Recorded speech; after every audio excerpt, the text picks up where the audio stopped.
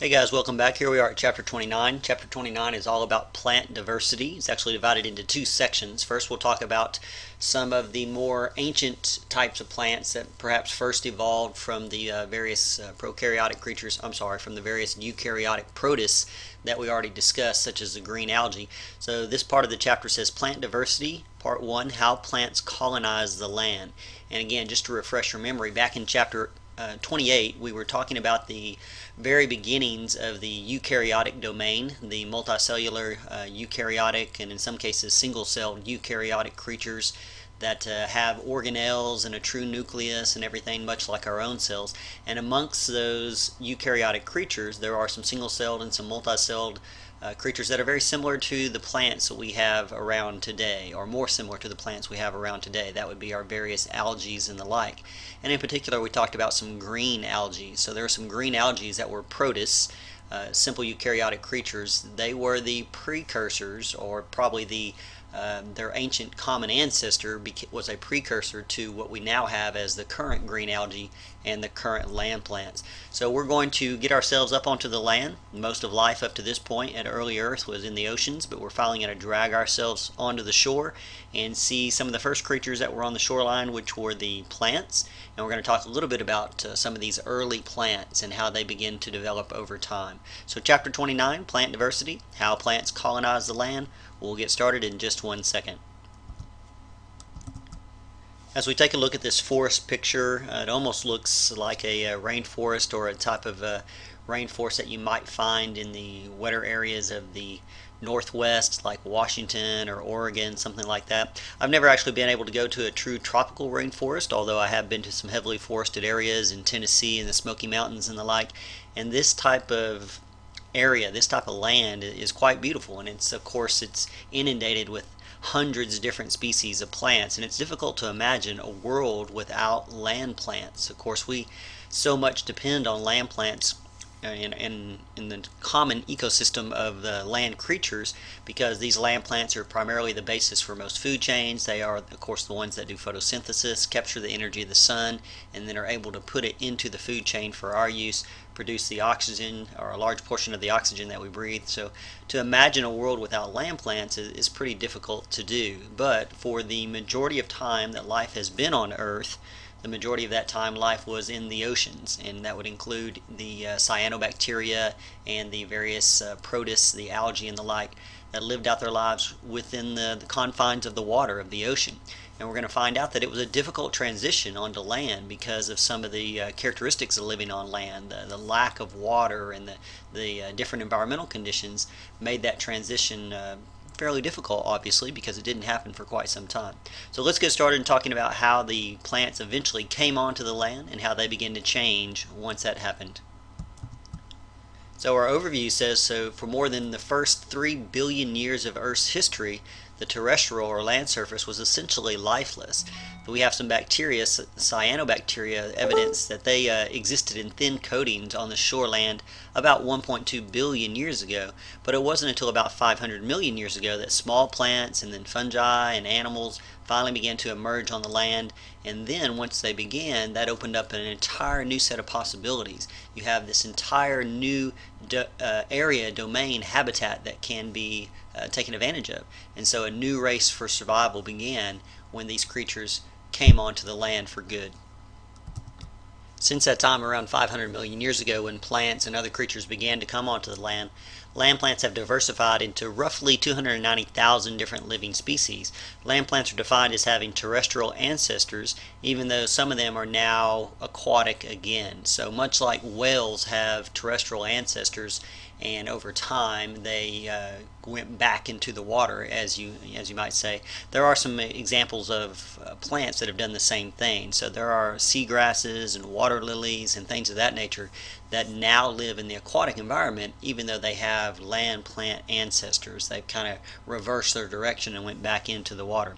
Land plants do not include photosynthetic protists, such as the algae that we talked about in the last chapter.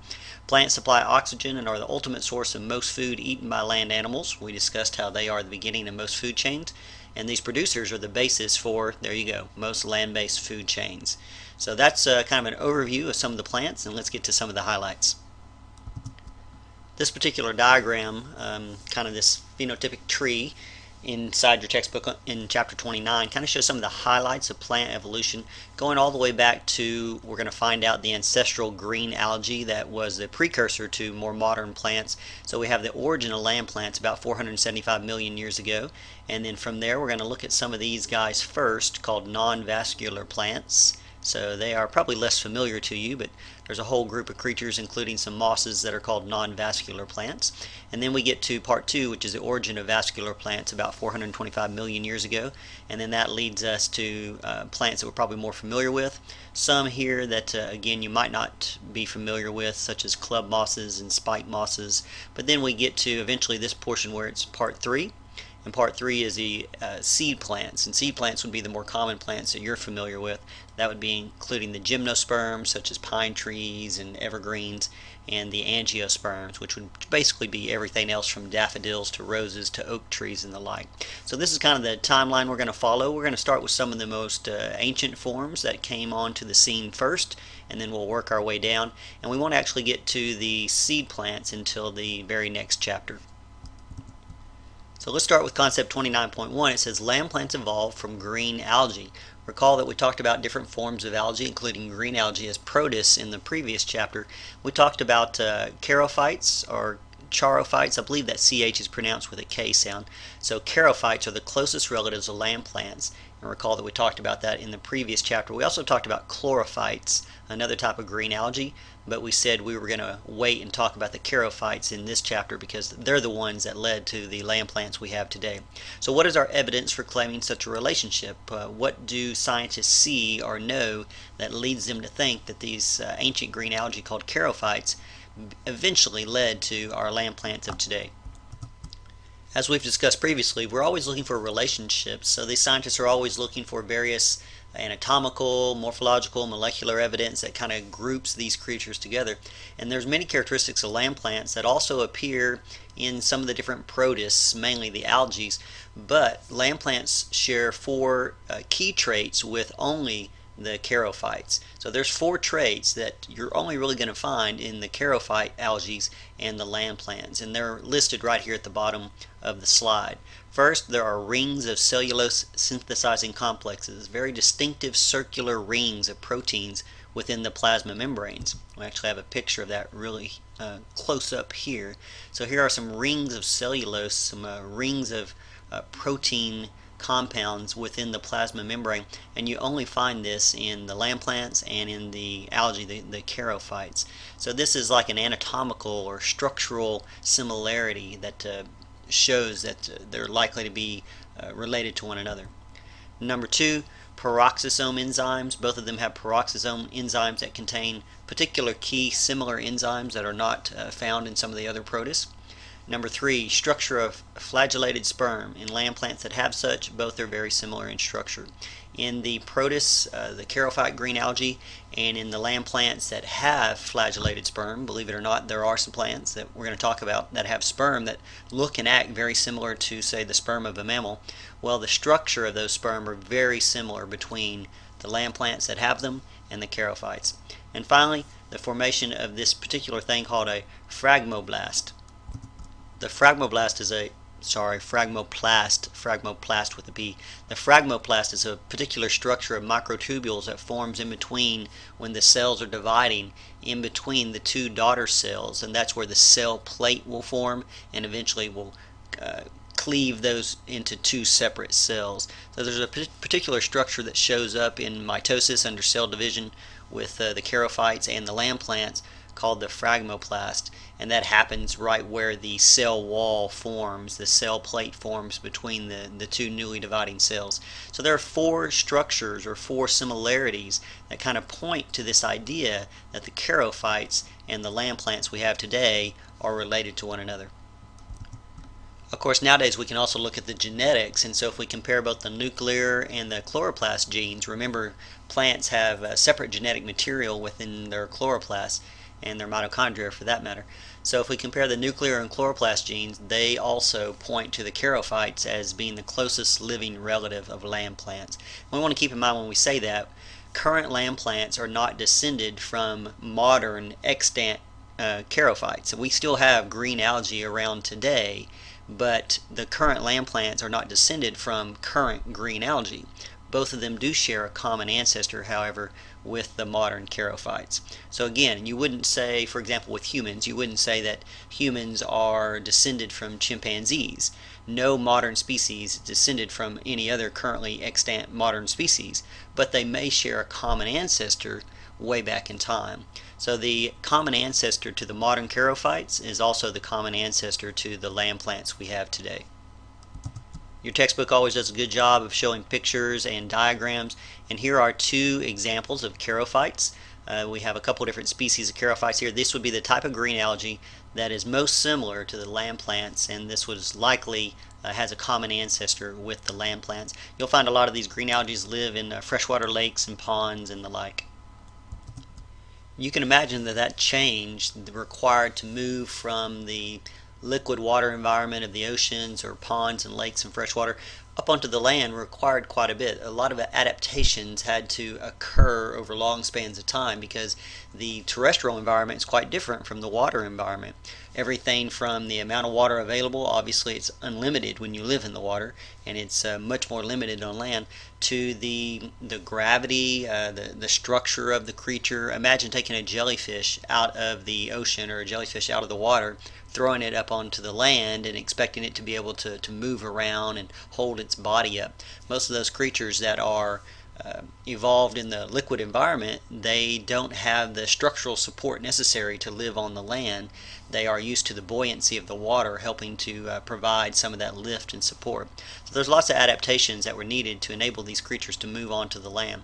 And the charophytes, which would be the green algae that was a precursor of what we're talking about, they had a layer of durable polymer, thick protective material called sporopollenin. The sporopollenin, because these green algae oftentimes lived kind of on the shoreline area where sometimes it would dry out and then it would get wet again and dry out. So they developed this adaptation with this durable polymer that prevents their exposed zygotes from drying out during those dry times. This sporopollenin is also found in plant spore walls. So we're going to talk about spores, which are reproductive parts or reproductive versions of some of these plants. They also have this protective coating so that they can last in harsh environments until they get the right conditions to kind of come back to life and go throughout the rest of their cycle. The movement onto land by the charophyte ancestors provided a lot of good opportunities for them. I mean, this was new territory to exploit. Unfiltered sunlight, unblocked by other creatures and not being filtered out by the depth of the water. A more plentiful carbon dioxide, nutrient-rich soil, very few enemies. There had yet to develop herbivores or other pathogens on the land very much, so they had kind of free reign, at least for a little while, until other creatures also came onto the land. But the land presented challenges, like we mentioned, a scarcity of water, lack of structural support, so there had to be adaptations that allowed this movement onto land to happen. So the time that it took for these various adaptations to accumulate, of course you're relying on various types of mutations and natural selection, which don't always work very quickly. The accumulation of these traits that facilitated the survival on land probably eventually opened up the way to its colonization by plants. So plants were one of the first creatures to come onto the land and begin to colonize it. And of course this is still open to debate as to exactly how and when this occurred. Of course biology, like I keep saying, is a very kind of gray science, and we continually upgrade and change our information as we get more evidence. So systematists are currently debating the boundaries of the plant kingdom, Plantae, exactly which creatures should be within this kingdom and which should not. Some biologists think that the plant kingdom should be expanded to include some or all of the green algae, the protists that we talked about, and others say no. Well, currently, most scientists agree, or most textbooks will also state that we're going to define plants as what we call embryophytes, plants with embryos. So that would not include the protists, the algae that we're talking about. So for the moment, we're going to say, until this debate is resolved, that the kingdom, plants, Plantae, includes only embryophytes, which would be plants that have true embryos. And that will be our definition for our semester. So if we look at the ancestral algae and we look at the possible kingdoms here, we're going to say that only certain creatures will fit into Plantaea. So we're going to be talking about the embryophytes right here. Some scientists want to enlarge this category to include some of these other plants, and some scientists disagree. So we have some ancestral algae, we would have red algae, then we have the chlorophytes, the charophytes, and the charophytes share a common ancestor, most recent common ancestor, with the embryophytes, which are going to be the plants that we're discussing today. There are a couple of other traits, actually 4 other key traits that appear in nearly all land plants, but they do not appear in the charophytes. So we would call these derived traits. In other words, these are traits that are common amongst all land plants, but they were not common in the charophytes, which means they probably were not found in the common ancestor of both. So these are called derived traits, traits that came about after the charophyte and the land plant split occurred. So they are the following: alternation of generations and multicellular dependent embryos, which we'll discuss; walled spores produced in sporangia, which again we're going to discuss all of these; multicellular gametangia. I'm going to have to check on the pronunciation of that one. It's gamete, so it could be gametangia or gametangia. And then the last one is apical meristems. So we can take a look on our textbook on page 602 and 603, and you'll see a nice 2-page layout with pictures and kind of information about these 4 derived traits that we're going to discuss in a little bit further detail. The first derived trait that we see in almost all land plants is something called the alternation of generations, and then something also called the multicellular dependent embryos. Plants alternate between 2 multicellular stages, and depending on the type of plant, the creature you see most often may be one stage or the other. So plants will alternate between 2 multicellular stages and a reproductive cycle called alternation of generations. One of these stages is called gametophyte. The gametophyte is a haploid.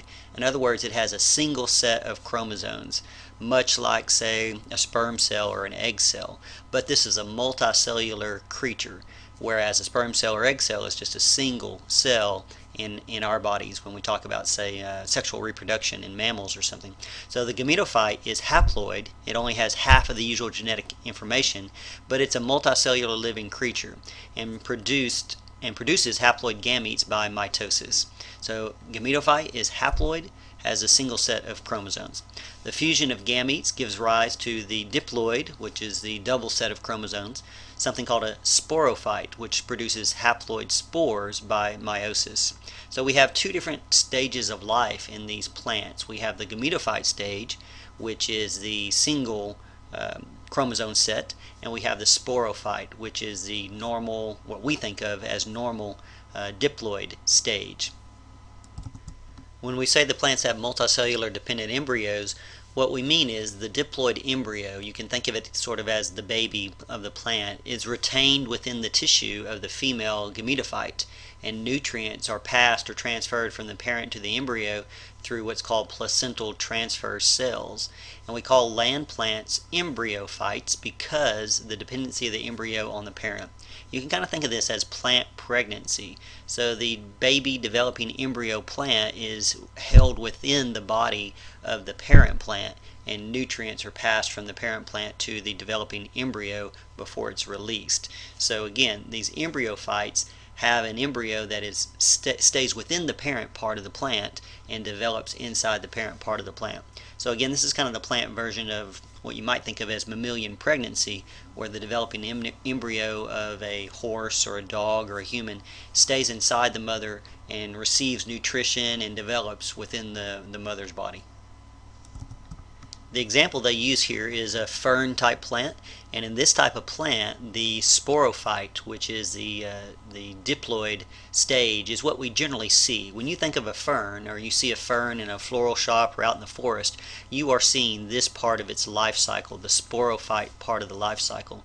So what happens is we have the sporophyte cycle and we have the gametophyte cycle as well. And so you can see the textbook does a good job of using a key where the blue will always be the haploid stage and the pink, or the kind of tannish pink, will always be the diploid stage. So if we start here with fertilization, we have a 2N zygote, a diploid zygote, and it undergoes mitosis, just like, say, a developing embryo, a developing human baby. Cells divide, mitosis, and that develops into the full-grown creature that we see here, the fern that we're used to seeing. This fern is a sporophyte, and it produces, through meiosis, single haploid spores. Those single haploid spores then, through mitosis, they go on to become gametophytes. So here we have a living creature, a plant here, but it's only it's a gametophyte. It only has a single set of the chromosomes. Now, in some plants, like in most ferns, the gametophyte is tiny. You would have to search for it to find it. Sometimes they're even microscopic. This is not what we're used to seeing when we think about a fern, but this is part of its life cycle. And then, through the rest of its life cycle, this gametophyte will join with another gamete from another plant. It will produce gametes through mitosis. Those gametes will join, and the whole process starts over again. So the plant has basically two parts of its life. In one part of its life, it's diploid and it has the full set of 2 chromosomes. In another part of its life, it's haploid and only has a single set of chromosomes. But in both stages, they are multicellular living plants' life. Unlike, say, in a mammal like a human, where in this stage where it's the haploid, it's a single cell and it's not living on its own. It's not, you don't find sperm cells or egg cells outside of the body of the human, and they are not multicellular. So a little bit different from, say, a mammal or from most of the animals that go through sexual reproduction the way we think about it. Some of these pictures show how the developing embryo is dependent upon the parent plant. So we have the developing embryo with maternal tissue surrounding it, and that developing embryo, the cells inside, are getting their nutritional material from basically the parent plant. During that 2N portion of the plant's life cycle, when it's called the sporophyte, when it's a diploid, the sporophyte produces something called spores in organs called sporangia, and diploid cells called sporocytes undergo meiosis to generate haploid spores. So we have a combination of going from diploid and then producing these haploid spores within this part of the body of the plant called the sporangia. These spore walls can be pretty tough. They can be very protective of the spore because they contain this sporopollenin, which provides like a really tough outer covering, makes it resistant to harsh environments. So these spores can survive maybe when the conditions aren't correct, and then they can basically I wouldn't say come to life because they're still alive, but they can basically begin the cycle that they need to when the conditions are right. In this picture of a type of moss, sphagnum moss, which you've probably heard of before, this sphagnum moss, you get to see all sorts of parts that we've been talking about. So in this plant, in some plants, the 2 different life cycles are much more similar, that you can see both of them, and there's not like one that's large and one that's microscopic. So in the sphagnum moss here, this part that looks like tiny little leaves, this portion is the gametophyte. So this portion of the plant would be in the life cycle where it's haploid, and then we have the sporophyte, which is this structure that you see here. This plant here is within the diploid stage. At the top of that sporophyte, it's forming what's called a sporangium. This little kind of black brown ball at the top is called a sporangium. Inside that sporangium is where the spores are produced. And so this would be, if you could take your microscope and zoom in, we would have a single spore inside here. So the spores are produced inside the sporangium. That happens within the sporophyte portion of the life cycle of the plant. And then in this picture, we also get to see the gametophyte portion, the life cycle of the plant as well. If we wanted to try to understand this better and compare, say, the plants to a human, well, the sporophyte portion of its life cycle would be like the portion of the life cycle of the human where you are a baby or a child or an adult. You are a living creature, you're multicellular, and you are 2N, you are diploid. So this is the portion of our living life that is most similar to, say, a human's living life. A human does not have a gametophyte portion of its life cycle because we have no haploid multicellular part of our life cycle. when the portion of the human that is haploid, which would be the sperm or the egg, it is not separately living, and it is not multicellular. So we don't have a portion of our human life cycle that is similar to the gametophyte portion of the life cycle. We go from what would be like the sporophyte to, through meiosis, producing gametes, and then those gametes join and we start again with the sporophyte. So we don't really have anything that is similar in the gametophyte, but we're going to look at that section next.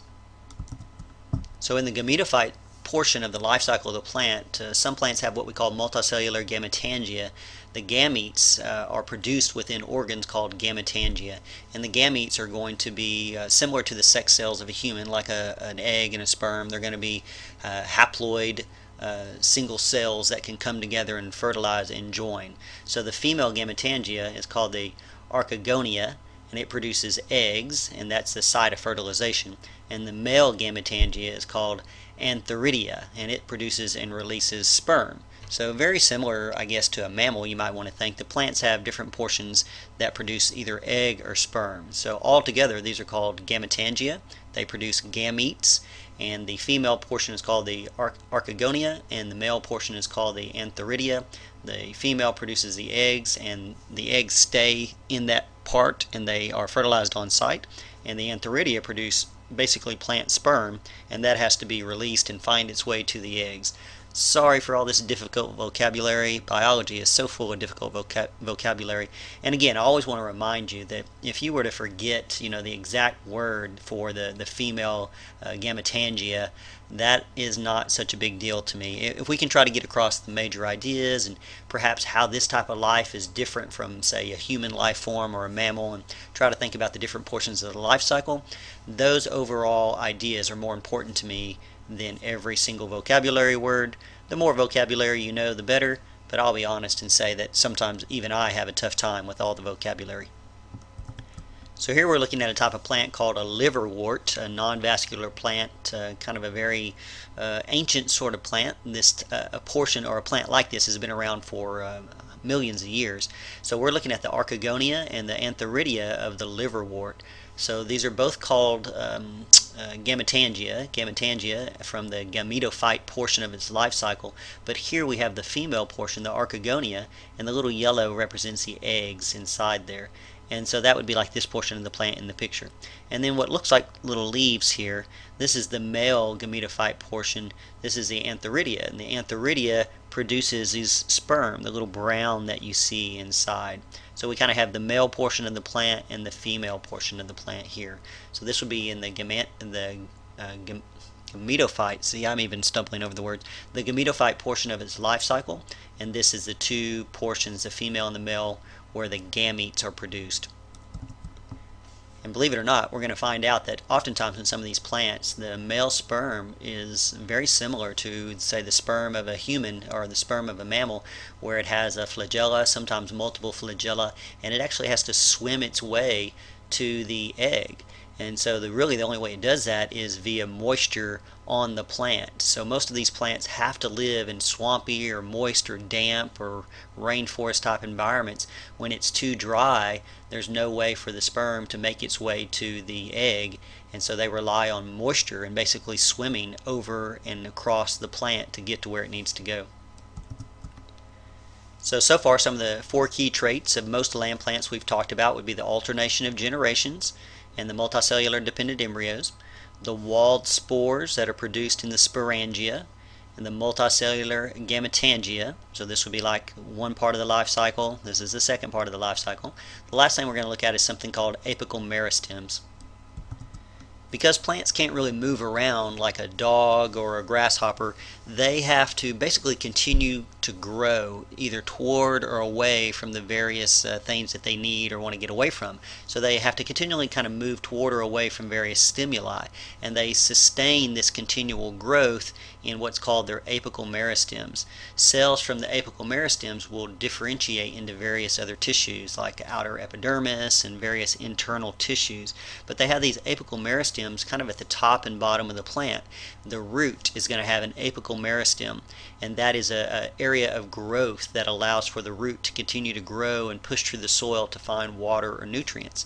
And then at the tops of shoots where new leaves tend to form, you'll have a different kind of apical meristem that will develop into leaves or more stem and work its way upward. So either toward the bottom of the plant and the tops of the plant, we have these areas called apical meristems, which is where a lot of cellular division and growth takes place, because this is really the only way the plant can move is through growth, to move toward sunlight or to move toward water or to move away from a competitor, something to that degree. So those were the four main derived traits. There are a couple of other kind of derived traits that are important for a lot of plants, not all of them, but many of them. A lot of plants have what's called a cuticle. A cuticle is like a waxy, usually fairly clear, a waxy covering of the epidermis, and it's very important for holding in moisture. Remember that when plants moved onto the land, they lost the unlimited moisture and water that they had when they lived in the water. So they oftentimes work very hard to maintain the moisture level inside of themselves, especially plants that live in dry, hot, desert sort of environments. They may have very thick cuticles on their leaves to hold in moisture. Also provides a little bit of protection from certain types of microbial attack. They also sometimes have what we call mycorrhiza. Mycorrhiza is basically a relationship with a fungus, a symbiotic relationship with some fungus that lives inside the soil. And so mycorrhiza are oftentimes like nodules or places on the plant roots where the fungus and the plant work together. And so the plant and the fungus basically help each other out and have this symbiotic relationship. Some of the early plants didn't have, and there are still some types of plants that don't really have true root systems, and so it may have been this relationship with the fungi that helped them to survive and evolve and continue to adapt. So they kind of work together. They have this relationship where each one benefits. And lastly, there are some secondary compounds, chemicals that different plants produce, either to deter enemies, like to deter plant-eating animals, herbivores, or parasites. Some of them have strong odors or bitter taste, or some of them even have toxic effects. These are all secondary compounds such as flavonoids and alkaloids and tannins. Some of these we actually put to use in the human world. Some of these we use for spices and medicines and that type of thing. So these are secondary compounds that you won't find them in all plants, but you will find them in many plants. So now that we have like a basic overview of plants and we kind of know a little bit about them, how they are different from other living creatures, let's talk about where they began and the diversification of plants. Paleobotanists, which is, I think, an awesome sounding job title. I mean, wouldn't it be awesome to go to a party and when people ask you, what do, you say, oh, well, I'm a paleobotanist. I just think that sounds cool. They have debated what constitutes the oldest fossil evidence of land plants. And of course, fossilization is not a process that occurs day and night all the time, and it's kind of rare to find the fossils that you're hoping to find and looking for. So we do have some fairly decent fossils of very early plants, but the decision is, where do you say that this is the beginning of land plants? That sometimes can be difficult. Fossil evidence indicates that plants were on land for at least 475 million years ago, and we have found fossilized spores and tissues that are pretty much similar to, say, the sporangia and the gametangia that we were talking about, that are pretty much definitively land plants that have been extracted from 475 million year old rocks in what is now in the Middle East, the country of Oman. So that was actually done in 2003. So for the most part, most scientists would say that that's about the leading edge of when land plants were on the earth, as far as the evidence that we have, about 475 million years ago. So here are some pictures of the fossilized spores and the fossilized sporophyte tissue where the spores are produced within inside the plant. You'll notice that these spores are a little bit different from modern land plants. That most modern land plants produce spores that are singular, and these tend to be clumped together in twos or threes or fours. And so there's still some argument as to whether or not these are representative of the more modern land plants. So perhaps these are not the very beginnings of land plants, but it would be very close even if they're not. So again, science, especially biology, always open to new information and evidence.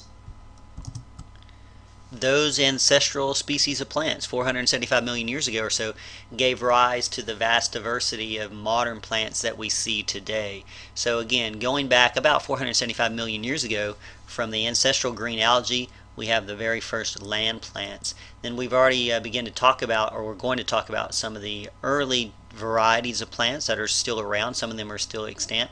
These would be the non-vascular plants that we have here. And then from there, about number 2, about 425 million years ago, the origin of vascular plants. We'll find out what that term means, vascular plants. And that would lead to some different types of club and spike mosses and ferns. And then we would eventually get to about 305 million years ago, the formation of seed plants, which led to our modern day gymnosperms and angiosperms. So this is the basic overview of what happened from that ancestral species about 475 million years ago.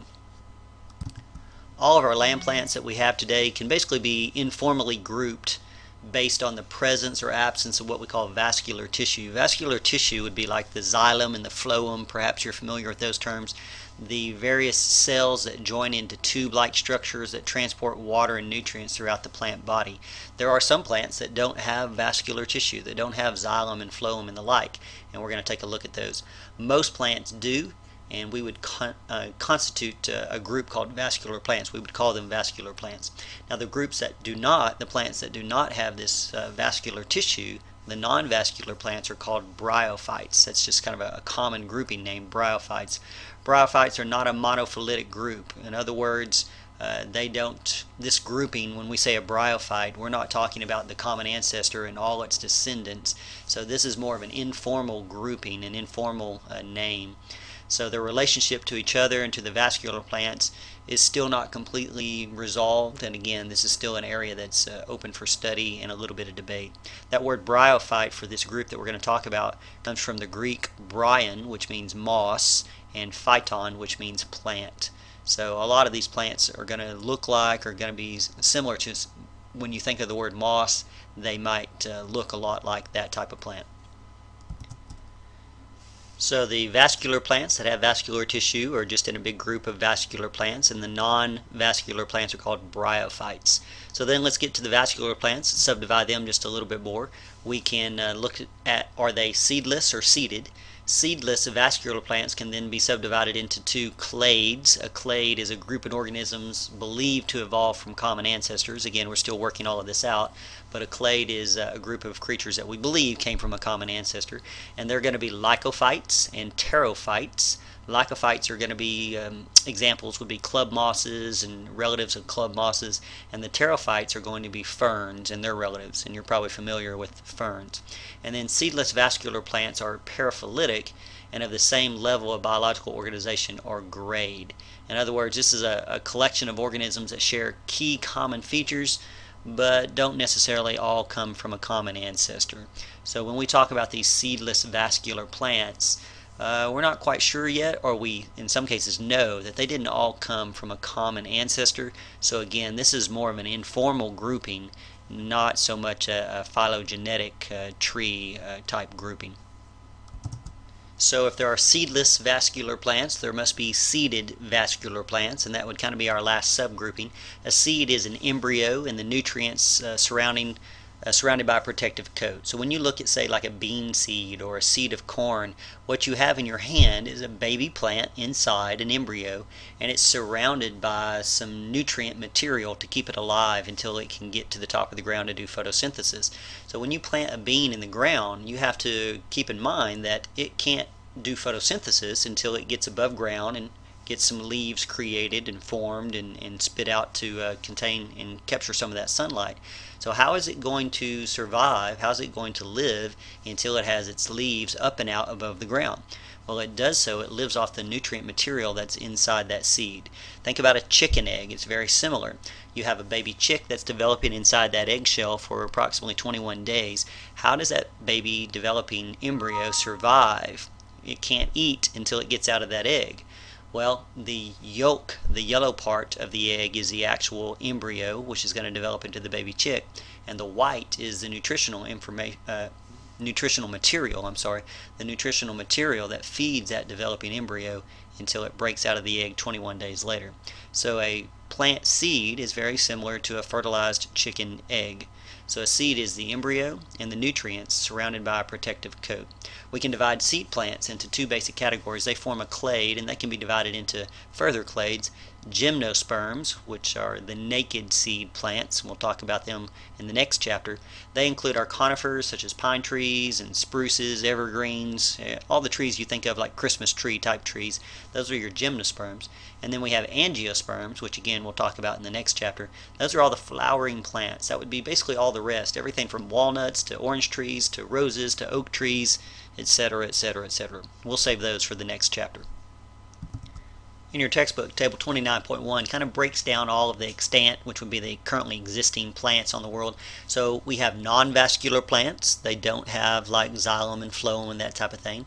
And here are some of the common names, different types of mosses, hornworts, and liverworts, kind of the number of known species off to the side. And then the next grouping is the vascular plants. They do have the vascular, like tubing, plumbing tissue throughout them. We have some seedless vascular plants, the lycophytes and the pterophytes. And then we have some seeded vascular plants, which include the gymnosperms and the angiosperms.